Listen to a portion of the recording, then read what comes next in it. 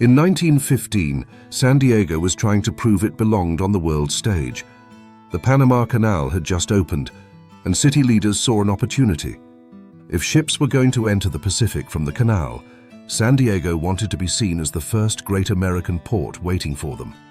So they turned Balboa Park into a showplace. For the Panama-California Exposition, the park filled with Spanish-style buildings, gardens, towers, electric lights, music, and crowds. It was meant to announce that San Diego was not just a quiet city in Southern California. It was ambitious. It was modern. It was ready to be noticed. And among the fair's attractions, along what is now Park Boulevard, were animals.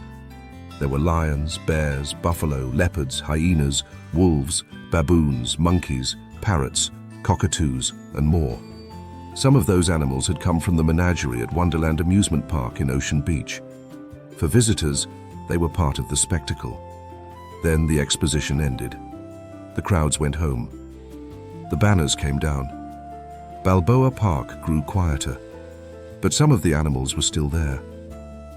What had once been a temporary attraction had become something more complicated. A living collection that still needed food, shelter, and care. And there was no simple way to rewind the story. By the time the exposition closed, Wonderland Amusement Park had closed too, so for at least some of the animals, there was no home to send them back to. San Diego had inherited a problem no one had fully planned for. Then, on September 16, 1916, a local physician named Dr. Harry Wegeforth was driving past Balboa Park with his brother Paul. They had just finished performing surgery and were heading back toward their office when they heard an unusual sound rise out of the park. A lion roaring. That lion was part of the animal collection that remained after the exposition. In that moment, Wegeforth turned to his brother and said it would be splendid if San Diego had a zoo. Within weeks, Wegeforth and a small group of other San Diegans organized the Zoological Society of San Diego. They were not starting with a grand master plan. They were starting with animals that already existed, a city that needed a way forward, and very little money. The earliest version of the zoo looked nothing like the lush, carefully designed park people know today. It was rough, practical, and improvised. There were rows of cages, borrowed spaces, and constant problems to solve. The animals needed food, medical care, shelter, and keepers. And Wegeforth had to hustle for almost everything. Fish came from the waterfront. Hay came from local ranchers. Fruit and vegetables came from markets and donors. The zoo did not begin as the carefully planned institution people know today. It was built piece by piece from favors, donations, civic pride, and the stubborn belief that San Diego could turn an accidental inheritance into something lasting.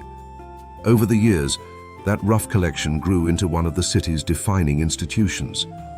The zoo moved beyond simple cages and became known for more naturalistic exhibits, cutting-edge scientific work, worldwide conservation efforts, and new standards in animal care. It became part of San Diego's identity, not just a place in Balboa Park, but its crowning achievement.